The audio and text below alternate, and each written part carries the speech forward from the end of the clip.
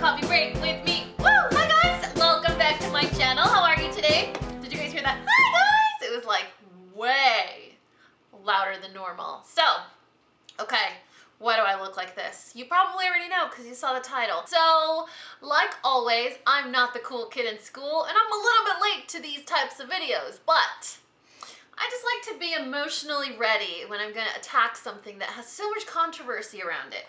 I like to make sure I do things the right way. So I let the Anastasia Beverly Hills Subculture palette Hysteria die down a little bit because I do these videos because I like to, not because I really want like thousands and thousands of views. I mean, it helps, but it's definitely not incentivizing. I just want to make sure that I do a good job with my video, and I don't want to rush a video out there, and I also don't want to be influenced by all the videos that exist already. Now, albeit, I haven't seen any subculture videos, I haven't watched them. I've seen all the like clickbaity thumbnails where they're like, there's like a palette attacked by like a tornado and stuff, and I'm like, I've seen that, but I have seen a lot of the commotion and reviews on Instagram. So I tried to keep an open mind, and I'm trying to just kind of just wait on my own to see what I feel about it and use it on my own. This is going to be a first impression video, so you're going to see me on camera try it. I have to go out tonight. Like, I legit have to go out tonight. I already did my face except for my blush. I really hope it doesn't mess up my makeup. Let me just put it out there because I'm gonna be a little bit upset. So all this is a raw first impression. I haven't done one of these videos probably in like a year or two. I feel like first impressions don't tend to be very fair, but it is an eyeshadow palette. I use my eyeshadows pretty much the same way. I kind of know that I'm a little bit more aggressive in my eyeshadow use, so knowing that when I use like Lorac eyeshadows, I'm a little bit more gentle than when I use my Urban Decay eyeshadows. You know, knowing that I'm a little bit more of a beast, I used my MAC eyeshadows as comfortably as possible because MAC eyeshadows are a little bit more solid, you know, and then I go with my Kat Von D Shade and Light, and I'm like, all right, Dani, keep it in your pants, amiga. So let's go ahead and get started with this first impression. What I'm gonna do is I'm gonna bring you guys in closer. Whenever I do my eyeshadow, I do apply an extra dose of powder under my eyes because, like I said, I'm a little bit rough with my application. So I want to do everything that I would normally do. On my eyelids, I also have Benefit's Stay Don't Stray, which is one of my favorite eyelid primers, but keep in mind that I also don't always use eyelid primer. So today is gonna be kind of like a partial review because I sometimes use eyelid primer, not always. So I guess I'll have to try it a second time without eyelid primer and see how it performs. Now, I am cognizant that the type of palette that the Subculture palette is, it's a more pigment-rich palette, so knowing my patience and the way that I am, I might have some trouble blending, but I am going to use the same tools that I always use in all my tutorials, so it's going to be as unbiased as I can make it for you guys. Okay, so the first thing I'm going to do is take my Laura Mercier Translucent Loose Powder, and this is the Wayne Goss Airbrush Pillow Effect. You know which one I'm talking about? The airbrush brush, the one that was limited edition or is limited edition. Amazing. One of the most amazing brushes in the entire world. Okay, if you guys know me at all, if you've been following my channel for a while, you know how duochrome, pressed pigment type, glittery eyeshadows, transforming type eyeshadows make me feel. So electric is definitely going to be the highlight of my look today. I want to probably apply this all over the lid, maybe with MAC Fix Plus.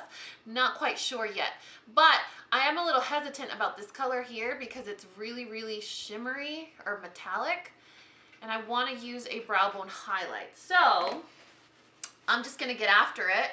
I'm going to pretend it's the 80s. And I'm gonna apply that to my brow bone as a highlighter. 778 from Delium Tools, and the color Cube. Is it like, I feel like it's a glitter. Is it a glitter?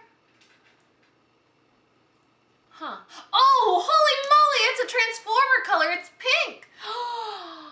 Okay, you can tell I haven't even swatched this eyeshadow palette. Okay, so that's not gonna work.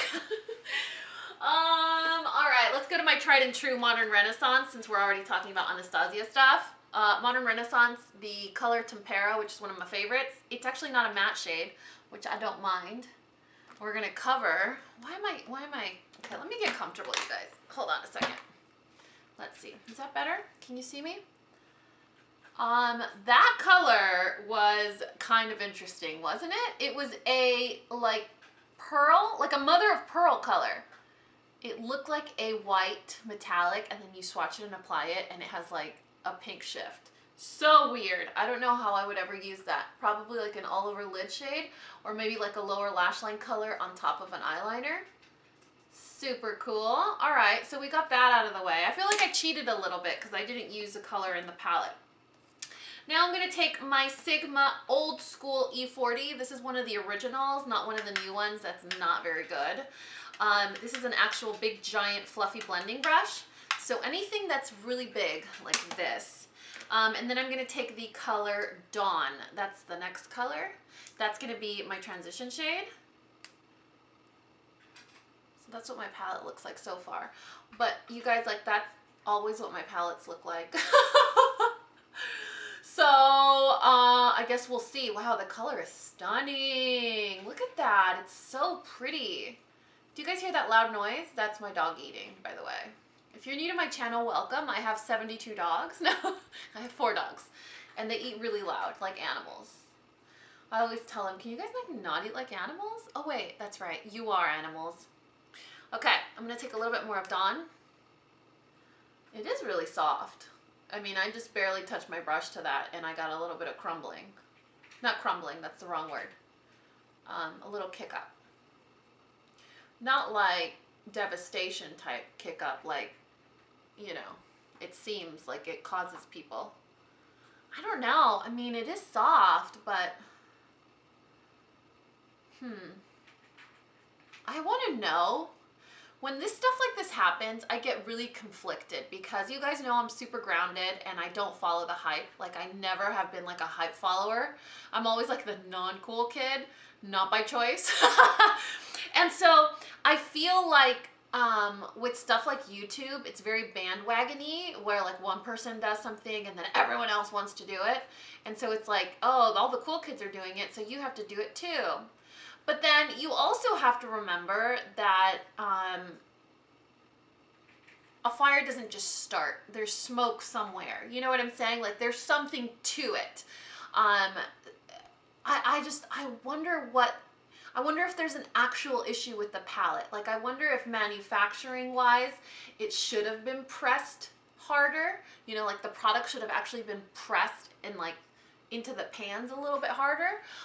This color is absolutely stunning. It's beautiful. They should totally make it an individual shade. It's called Dawn. Yeah, so I wonder if there was an actual problem maybe with the manufacturing of the palette, because if all these people are complaining, I mean, it has to come from somewhere. Then I'm going to take a MAC 217 and the shade, let's go with, ooh, I really want to use Edge, and then I also really want to use Roxy. I think I'll use Edge on the lid. And then, okay, let's go in with New Wave. That's this color here. It's like a really pale tangerine. Do you see the pan, how it looks? And then I'm going to apply that almost like a transition shade, a little bit in the crease and a little bit higher. So essentially what I'm doing is I'm going to do 3 different colors as transition shades, and then 2 different colors on the lid. That's the intention, rather. We'll see if I'm able to accomplish that. Do you guys ever, this is how you know that you really just do makeup for fun. Like, do you guys ever come up with a vision in your mind, like on what you want to do, or you have like a plan and you're like, okay, I'm going to do X, Y, and Z. Or you screenshot a picture on Instagram and you're like, I'm totally going to copy this look. And then you attempt it and it literally looks nothing like it. That's me. That's totally me. The cool thing is, though, that it allows me to be creative. You know, it inspires me. And so as long as I keep feeling inspired and as long as I keep seeing pictures and looks that inspire me to try different things and to use different shades, I feel like that's all that matters. You know, as long as you're comfortable with what you come up with and you feel creative, that's really pretty. I really, really like it. I'm going to go in again with a little bit more product and then just bring it up a little bit higher. Okay, now for the actual crease, I'm going to take the color Fudge and Roxy. That's these two colors right here, and I'm going to take a little bit of both, and I'm going to focus that on the outer V and on the crease with the same brush. But you guys can see how my palette looks so far. If you guys have been watching me for a while, you know that's how my palette always looks. But again, that's just because of how I use my shadows. Am I trying to defend the palette? Absolutely not. In fact, I don't receive product from Anastasia. They don't know who I am. I'm not affiliated with the company. I don't work with them, you know, like a lot of the Instagram makeup artists. So I have absolutely no debt to them or obligation. I purchased the palette myself from Ulta. I use my points. So there's that. So thanks, Ulta. I use my points. I got it from Ulta, and I remember posting a tweet about it and saying, like, I see all these like negative reviews and I still am curious to try it because something about these 6 shades on the edge, none of which I'm using, by the way. Oh, yeah, I'm not using any of these 6. They just speak to me. Like, I really like them. I like that whole almost like matte. They're like bold, matte, muted matte colors. Bold and muted. I know it sounds like an oxymoron, but you know what I'm saying? Like, they're bold. It's like a really dark peacock and like a, I don't know, mustardy, brownish yellow. You guys know how I feel about barfy yellows. So, I don't know. I'm not having any issues with blending. I know that was a concern for some people. It's like, oh my god, the colors are blending and they're not cool. They like blend off of my face. They're smudging or they get all muddy. I don't think mine are doing that. Is that what it looks like? I feel like they look pretty freaking fantastic. I'm trying really hard not to blow on my palette. You know that like halfway through your look blow where you like blow the excess powder off? Like, I'm trying really hard not to. Okay, now for the lid, I'm going to take a flat shader brush. Man, this one's super dirty. I hope it doesn't like ruin my look. Did you see that? Okay, I'm gonna take this flat shader brush from Zoeva. This is Zoeva 234. I think that's how you pronounce it, you guys. Then I'm gonna take the color Edge. That's this shade right here. Ooh, that's pretty. And it's not being like weird powdery or anything. And I'm gonna apply that on the lid. Holy, I'm making a mess. I took way too much product. Do you guys ever do that when you use matte eyeshadows? Whenever I use matte eyeshadows, I feel like I need more product than like metallic or shimmery ones. I'm like, oh, I'm gonna need to like dig. Look at that. That's so pretty. Can you see that though? Ooh, that is not pretty. That is not pretty at all, you guys. It's funny because it's not making a mess in the palette, but it's totally making a mess on my face. Might be the brush choice. You guys know how you're supposed to use specific brushes for specific like areas of the eye and colors and formulations. I'm like, don't tell me how to live my life, eyeshadow. Now I'm going to take a flat shader brush from e.l.f. This is one of the old school ones before they changed them and made them all synthetic and totally ruined my life. And I'm totally carving at electric. Like, purposely, I'm taking a big glop of it. I don't know if you guys can see what I'm doing. Oh, there we go. You see how much I have on my brush? So you kind of push against the palette and then scoop up the product. Then I'm going to take MAC Fix Plus and spray it. I don't know if you can actually wet these eyeshadows, but we're going to find out together. And then I'll put that on the lid. Oh, hello, beautiful color. So I'm going out to a restaurant slash bar with a friend of mine named Hilda. And we're gonna have just like a fun like ladies dinner or whatever. And I wanted to do like a fun makeup look.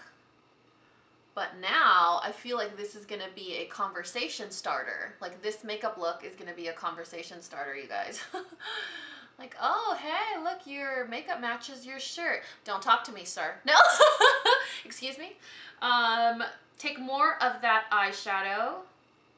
It's actually kind of chunky, so you don't need to take as much as I took. But you guys know with me, it's like more is more, better is better type. That's like my mentality with everything. Oh, a whole pizza? Sure, why not? I'll eat the whole thing. So don't be as excessive as I am. You don't need that much product because it's super pigmented and there's a lot of product. It's a bigger texture, so you don't need as much product. Okay, now I'm gonna dust off the excess powder, including all the fallout. I don't know if you guys can see all that crazy fallout. Holy moly. That's a lot. Okay, now we're gonna do the lower lash line. And for that, let me take this brush. I'll take, this is an E55 from Sigma. And I'm gonna take the color Dawn. That's the very first shadow that we used as a transition shade. Such a pretty color. Do you see how like amazing it is at like carving out shades? That's so pretty. So we're gonna take that color first. I totally should have used Destiny. It's like a camo green. That needs to be for the next look. Then with that same brush, I'm gonna go in with the color, let's say Roxy and Fudge again. Just mix those two colors. That's the orange and the chocolate brown. And that's gonna go a little bit tighter. A little bit tighter. And I'm a little sloppy right now. I'm gonna go in and blend everything together in a minute, but just go in tighter, not as low as with the other shade. And then just kind of clean off your brush and blend the pigment that you already put there, so there's not extra shadow. So clean off your brush from all the excess shadow and then go in and just softly blend it out, so you don't want to deposit additional product. Okay, so in an effort to showcase the actual shadow, I'm just gonna go in with a brown pencil in the tight line and the waterline, as opposed to like a wing liner or fake lashes or anything like that. So I'm just gonna do brown liner. Okay, so we're all done with the makeup. I went ahead and put on blush, highlighter, lipstick, and mascara. This is the final look. Now, the common complaint about this palette is that it's really hard to blend, or it blends completely away, and that the eyeshadows themselves kind of crumble, fall apart, and just like pulverize. I am kind of rough with my shadows. I feel like I didn't have any issues with the product sticking or with the product blending. You can see the each of the colors that I used clearly, from the palest like neutral brown, which is called Dawn. It's not necessarily neutral, actually, it's more like a warm brown. You can see the combination of shades of Fudge and Roxy, these two that I also applied on the crease.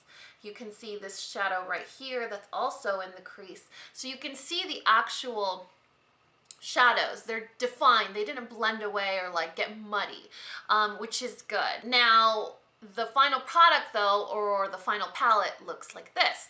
So what does that mean? So I enjoyed using the palette. I love the combination of colors. I don't feel like they were difficult to use. I don't feel like they were difficult to blend. I don't think that the colors faded. I did have a little bit of falling of the like pressed metallic shadow, like it literally fell. As I blink and stuff, it's falling, and it's falling on my face, but that happens to me with most shadows that have that texture. Now, for me, as a non-makeup artist, non-professional, just the average person that's a beauty junkie and loves makeup, would I recommend this palette? I'm gonna go with no. And the only reason that I would say no is because it's a high-end palette that is messy. When you have product like this, where you have a lot of fallout or a lot of powderiness, that's not product that you're gonna use. It's not product you're gonna go back. You know, it's not like when you spill a bag of cereal, you can collect it and put it back in the bag and eat it later. You can't use this product anymore. What you're probably gonna do is this, right? And then put the palette away. So all that product is a waste. So every time that you go and use this palette, this high-end palette, it's like you're gonna be using it 3 or 4 times because of how much product you're actually wasting. Now, I am very arbitrary and I am very aggressive with my powder product use. So this isn't something that I'm a stranger to, but even if you are someone that has a lighter hand, that is very gentle with your products, you're still gonna have a lot of kickback of product or kick up of the eyeshadow products. Are the colors unique? Absolutely. Are they beautiful? Yeah. Are they high quality? For sure. Like, did you have problems blending them? No. So if you're a beauty junkie that has the patience and the love of products where you want to learn to use products a different way, so what does that mean? Like, you know, a lot of us are set in our ways. We use our products the same type of way. And if all products don't function the way that we're used to using them, we automatically discount them. Now, if we are open to educate ourselves and to learn to use different products in different ways, then it might be something that you can enjoy using. Does that make sense? Like for me, I know my Hourglass primer doesn't work with all my foundations. I'm not just gonna get rid of it because I know the value of that primer and I know how much I love it. It's a little bit different because it's a primer, so it's almost like a skincare product, right? You don't notice the difference because there's no pigment, there's no color, there's no blending to be had. With eyeshadows, they're colorful, they have textures and different amounts of pigment and different formulations, and so some work better with certain brushes, some work better with Max Fix Plus, some work better without a primer, others work better with a primer. So it's kind of one of those things where like each relationship is different, and so if you're willing to keep an open mind and learn to use products differently, you'll actually enjoy this palette, and you'll enjoy the combination of colors that are in this palette because it's really unique, like I said, especially I want to say especially, but every time I look at this, I say like especially all of them. Particularly Edge, which is a really beautiful like mustardy yellow. That's what I used on my actual lid with electric on top. I really love New Wave, but I don't think that that's a very unique orange. It's kind of like a tangerine. But I do like that these colors were put together. For example, Destiny is a really beautiful camo, like army or military green. Then you have a really beautiful peacock blue, which you guys know I have a MAC color that I really, really like, but the formulation is awful. This one's a lot better than that. The way that I am with like my teaching background and just that knowledge that all of us learn differently and that all of us view things differently and just very patient and very open-minded, I like to give things a try. I don't like to automatically discount them because they don't work in the way that I'm used to making things work. So when I did my collaboration with ColourPop a few years ago, my eyeshadows were called Transforming Shadows. They were shadows that required an education. They were shadow toppers. So if you went in with that shadow and you just applied it to your lid, you weren't gonna like it. If you went in with that shadow and you just finger swatched it and looked at it, you're gonna be like, you wouldn't like it. It was something that required a little bit of instruction to it. You know, it's a shadow topper. It goes over an eyeshadow base or another eyeshadow. And so I feel like this might be one of those products where it doesn't necessarily require an education, but it does require a little bit of tweaking to the way that you're used to doing things. So if for you, makeup is something that is just something that you want to do and get out of the way and feel better and like look pretty, probably not the best palette for you. If makeup is something where you sit down, it doesn't matter the time of day, you had a stressful day, you saw a post on Instagram that inspired you, or you opened a magazine and you saw like, I don't know, Kate Winslet with beautiful makeup or whatever, and you just sit down in front of a mirror and express yourself with product and just get familiar with them and use them and learn them. Maybe if you're a makeup artist and you want to do a certain type of campaign or I don't know, for your portfolio, I think it's a really beautiful palette. So it's definitely a palette that's not going to be for everyone. Given the opportunity to buy it again, rather using it before buying it, would I actually buy it again? I would say yes. And I would say yes for the simple fact that I like the color combination in the palette. I love the way the colors were put together. I think it's very unique and I really, really like it. So I'm gonna go with yes. But like I said, I'm like one of those benefit of the doubt, super patient, will try things once, twice, or 12 times. So I'm gonna go with yes. I loved it. The opinions are super split, and a lot of times it's very easy for us to say, oh, well, you know, that person's a sellout because they work for Anastasia, or that person's just trying to get views, or that person, you know, so just go with your gut. Go to a store, swatch it. I wouldn't be surprised if, because of how much negativity is around this palette, they just threw the project away. And I would hate to see that happen, because I feel like it's something that is really, really lovely, and maybe we just need to try it, you know, as opposed to like a first impression. Maybe use it a few more times and get the hang of it, and then do a review on it. So I think what I'm gonna do is I'm gonna keep using it, I'm gonna keep trying it, I'm gonna try different looks, I'm gonna focus more on these darker shades over here, and then let you guys know, maybe like an update, include it in like a beauty favorites, or talk about it in a vlog, and really let you know how I ended up feeling about this palette after all. But first, raw first impressions, I kind of dig it. Anyway, I really hope you guys enjoyed this video. I will link this palette in the description box below in case you guys are interested. And like always, if you guys found this video useful, entertaining, or learned something, please give me a thumbs up or subscribe if you haven't already. And until next time, this coffee break is over. Bye!